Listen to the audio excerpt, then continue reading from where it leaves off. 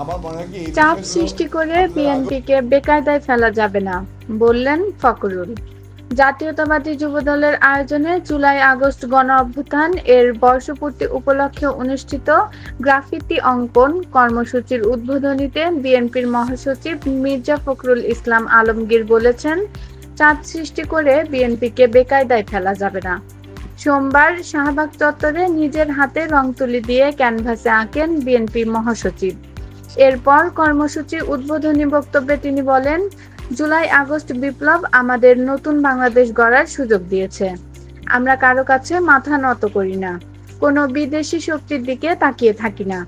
যত চাপই আসুক, বিএনপিকে বেকায়দায় ফেলা যাবে না। তিনি বলেন, দেশের মানুষ বারবার লড়াই করে স্বাধীনতা এনেছে, গণতন্ত্র রক্ষা করেছে। এখন সময় এসেছে জনগণের প্রত্যাশা বোঝার, জনসম্পৃক্ত রাজনীতির। রিকশা চালক, ভ্যান চালক, ক্ষুদ্র ব্যবসায়ী তারা কি ভাবছেন তা জানাই সবচেয়ে জরুরি। বড় স্লোগান, বই ছাপানোর চেয়ে বেশি দরকার তাদের মতামত।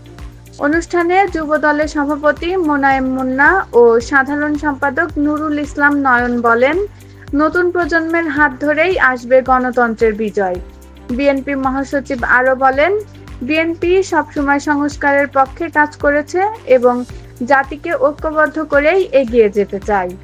Suraiya Akter, Rashtrabarta, desk report.